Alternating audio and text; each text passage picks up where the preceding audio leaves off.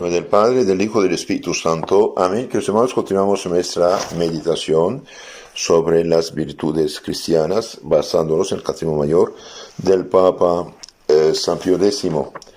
Estamos analizando la virtud de la templanza, que es la virtud por la que refrenamos los deseos desordenados de los placeres sensibles y usamos con moderación de los bienes temporales. Esta es la pregunta 917 del Catecismo Mayor del Papa San Pío X. Ahora vamos a profundizar este tema un poco más, apoyándonos en Santo Tomás de Aquino, explicado por el padre Antonio Royo Marín, gran teólogo tomista del siglo XX, ser o no ser santo. Esa es la cuestión. Entonces veamos un poco de una manera más profunda este tema. La palabra templanza puede emplearse en dos sentidos, para significar la moderación que impone la razón en toda acción y pasión, en sentido amplio, lato, en cuyo caso no se trata de una virtud especial, sino de una condición general que debe acompañar a todas las virtudes morales. Para designar una virtud especial que constituye una de las 4 virtudes morales principales, que se llaman cardinales, sentido estricto, en ese sentido puede definirse la templanza.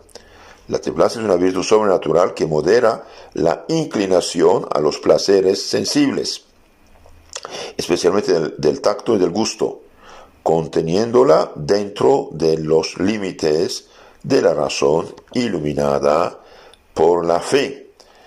Ahora ustedes saben que hay dos tipos de virtudes, las virtudes naturales adquiridas y las virtudes morales infusas, junto con la gracia y la santidad y la caridad en el momento del bautismo o después del pecado mediante una buena, sincera confesión. Entonces una virtud sobrenatural infusa para distinguirla de la templanza natural adquirida que dijimos. Por ejemplo, un filósofo pagano dice, yo necesito 200 gramos de comida, come 200 y no 500, lo que sería gula. Un cristiano dice, bien, yo necesito 200, como 150, voy a hacer penitencia. Entonces infusa. Que modera la inclinación a los placeres sensibles. Lo propio de la templanza es refrenar los movimientos del apetito concupiscible, donde reside, a diferencia de la fortaleza, que tiene por misión excitar el apetito irascible en la prosecución del bien honesto. Entonces refrena el apetito concupiscible del deseo. Especialmente refrena el tacto y el gusto, aunque la templanza debe moderar todos los placeres sensibles a que no se incline el apetito concupiscible, recae de una manera especial sobre los propios del tacto y del gusto. Lujuria y gula principalmente, lujuria y gula, que llevan consigo máxima delectación, como necesarios para la conservación de la especie y del individuo. Bien, el hombre debe comer. Hubo tiempo de guerras, por ejemplo, hubo madres que comieron sus hijos de hambre para no morir. Y hay la otra pasión, comunicar la vida, de ahí la delectación. Entonces son dos pasiones que son las más necesarias y las más fuertes. Y son por lo mismo más aptos para arrastrar el apetito si no se le refrena con una virtud especial, que es la templanza estrictamente dicha. Entonces, si no hay esta virtud de templanza que refrena, que modera estos apetitos, nos llevan a la catástrofe. Principalmente cae sobre las delectaciones del tacto, dijimos, y secundariamente sobre las de los demás sentidos. Que hermanos, el mundo actual anda como anda porque ya no hay ningún freno, ya la gente no sabe, piensan que son animales que están en este mundo y tienen que disfrutar el máximo posible de todos los placeres. Bueno, de ahí reclamar hasta derecho de casar hombre con hombre, que es pecado gravísimo, y no tiene sentido. Y además, sin la gracia, sin la santidad, sin la penitencia, sin la oración, sin los sacramentos, no es posible tener castidad constante y perpetua, ¿no? Y los hombres caen cada día más bajo. De hecho, esta inmoralidad que invade el mundo apóstata del cristianismo, en eso vivían los pobres paganos, ¿no? Y fuera del cristianismo, todos los vicios están ahí. Entonces, esta virtud va con contener dentro de los límites de la razón iluminada por la fe. La templanza natural o adquirida se rige únicamente por las luces de la razón natural y contiene el apetito comprensible dentro de sus límites racionales humanos. Un pagano, un ateo, una persona no cristiana puede tener la templanza natural o adquirida, pero dirigida únicamente por las luces de la razón natural. Mientras que el cristiano que vive en estado de gracia tiene la templanza sobrenatural o infusa, va mucho más lejos, puesto que a las luces de la simple razón natural añade las luces de la fe, que tiene exigencias más finas y más delicadas. Entonces, el que está en pecado mortal no tiene esta virtud infusa que tiene exigencias más finas y más delicadas, y el que no tiene virtud adquirida, pobre hombre, está expuesto a todas las caídas. Veamos ahora su importancia, su necesidad. La templanza es una virtud cardinal, dijimos, que tiene varias otras derivadas satélites. En este sentido es una virtud excelente, pero teniendo por objeto la moderación de los actos del propio individuo, sin ninguna relación a los demás, ocupa el último lugar entre las virtudes cardinales, que son prudencia, justicia, fortaleza, templanza. Sin embargo, con ser la última de las cardinales, la templanza es una de las virtudes más importantes y necesarias en la vida cristiana. La razón es por qué ha de moderar, sosteniéndolos dentro de la razón y de la fe, dos de los instintos más fuertes y vehementes de la naturaleza humana, que fácilmente se extraviarían sin una virtud moderativa de los mismos. Necesitamos un freno, sobre todo después del pecado original, bien necesitamos este freno. La divina providencia, como es sabido, ha querido unir un deleite o placer a aquellas operaciones naturales que son necesarias para la conservación del individuo o de la especie. Entonces, si un hombre no come, muere. Si un hombre no transmite la vida, se acaba la especie humana en la tierra. De ahí, esto en todos los animales. De ahí la vehemente inclinación del hombre a los placeres del gusto y de la generación, que tienen aquella finalidad alta, querida, intentada por el autor mismo de la naturaleza. Dios lo quiere, pero de una manera ordenada. Pero precisamente por eso, por brotar con vehemencia de la misma naturaleza humana, tienden con gran facilidad a desmandarse fuera de los límites de lo justo y razonable, lo que sea menester para la conservación del individuo y de la especie en la forma y circunstancias señaladas por Dios y no más, arrastrando consigo al hombre a la zona de lo lícito, de lo ilícito y pecaminoso. Entonces, si no hay freno, bien el comer, beber y placer nos lleva a la zona de lo ilícito y pecaminoso. Esa es la razón de la necesidad de una virtud infusa, moderativa de los apetitos naturales y de la singular importancia de esta virtud en la vida cristiana o simplemente humana. Con otras palabras, uno necesita un freno. Un carro puede tener un motor poderoso, pero necesita un freno también. Cuando en las curvas, en la bajada, tiene que frenar o acelerar. Entonces, si no hay freno, si no hay chofer, hay un problema. Este chofer aquí sería la prudencia, ¿no? Tal es el papel de la templanza infusa, moderar las cosas. Ella es la que nos hace usar del placer por un fin honesto y sobrenatural, en la forma señalada por Dios a cada uno según su estado y su condición. Los esposos cristianos bendecidos que tienen 10, 15 hijos hacen obra de Dios y Dios recompensa su acción. Pero el hombre que te deja hijos regados donde quiera, va en un desorden, peca. peca muy gravemente, porque primero nadie tiene derecho de dejar hijo fuera del matrimonio, tener hijo fuera del matrimonio. Por eso también las mujeres que a toda costa quieren tener hijos sin casarse, pecan. Es pecado de fornicación que hacen. Después de injusticia con el hijo. El hijo para su crecimiento normal necesita un padre y una madre. No puede ser hijo de madre soltera. No tiene sentido. No tiene sentido. Ahora las que hacen esas fechorías después abortan es peor todavía. Son asesinas.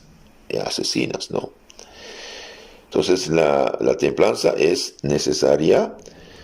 Ella es la que nos hace usar del placer por un fin honesto y sobrenatural, en la forma señalada por Dios, a cada uno según su estado y su condición.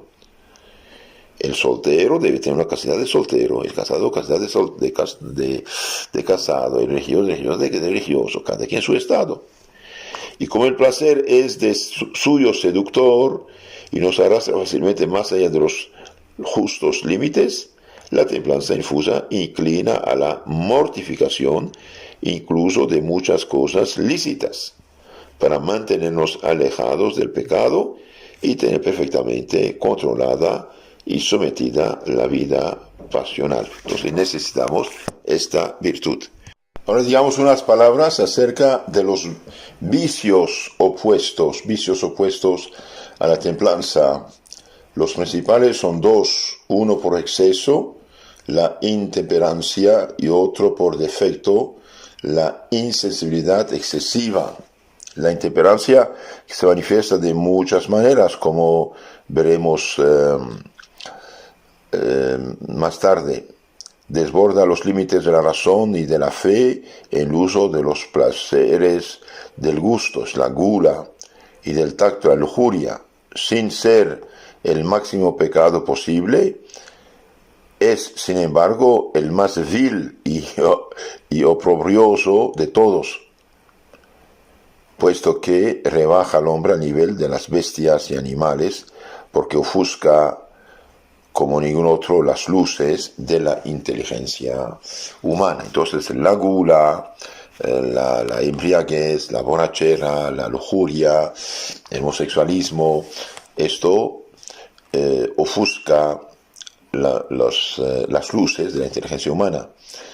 Y hay otro vicio opuesto, la insensibilidad excesiva, que huye incluso de los placeres necesarios para la conservación del individuo de la especie, que pide el recto orden de la razón.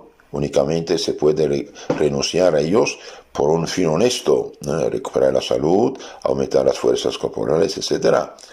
O por un bien más alto, como es el bien sobrenatural, penitencia, virginidad, contemplación, consagración a Dios, porque esto es altamente conforme a la razón y en la fe.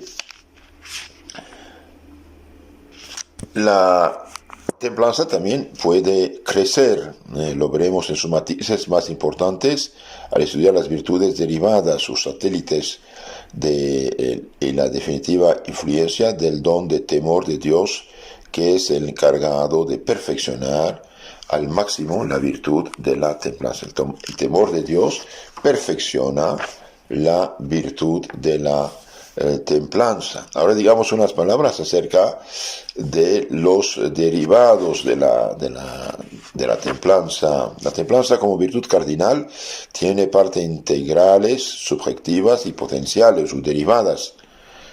Nos vamos a limitar a un simple enunciado, pero con la suficiente claridad para darnos una idea exacta de cada una de ellas. ¿Cuáles son las partes integrales? Son, como sabemos, las partes integrales aquellos elementos que integran una virtud o la ayudan en su ejercicio. En la templanza tiene dos, ya lo hemos dicho en la primera charla, la vergüenza y la honestidad.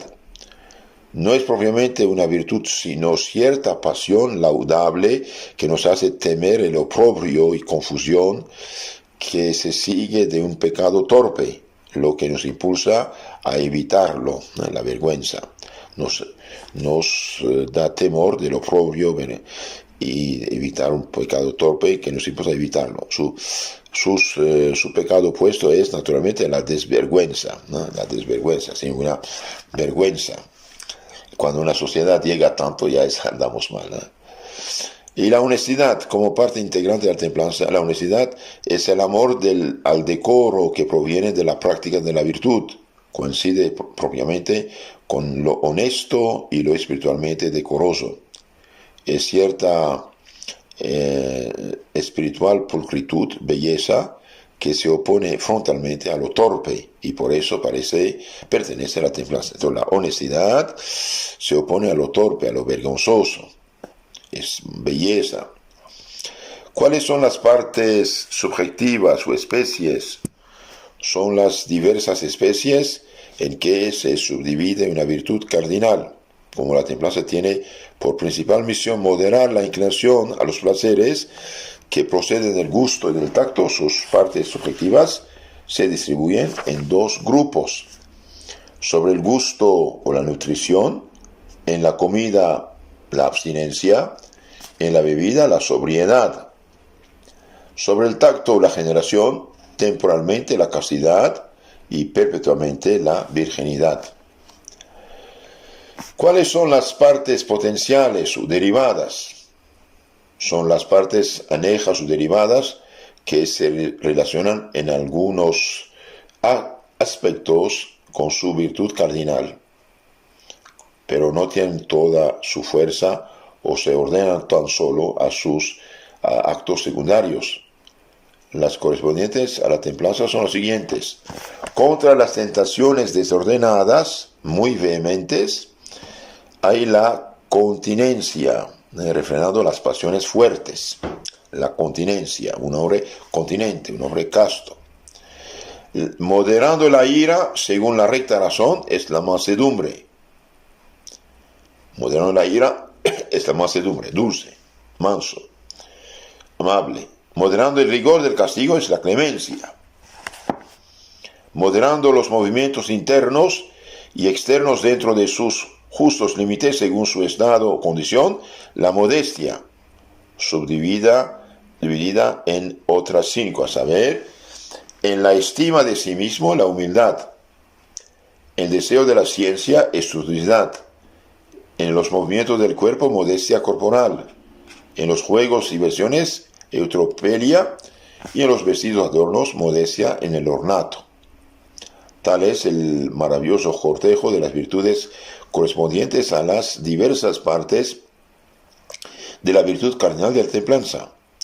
Ante la imposibilidad material de examinarlas todas dentro del marco de nuestra obra, es preciso hacer una excepción con la más importante de todas, la humildad, que es una de las dos grandes virtudes fundamentales que sostienen o levantan todo el edificio sobrenatural, como vamos a ver a continuación.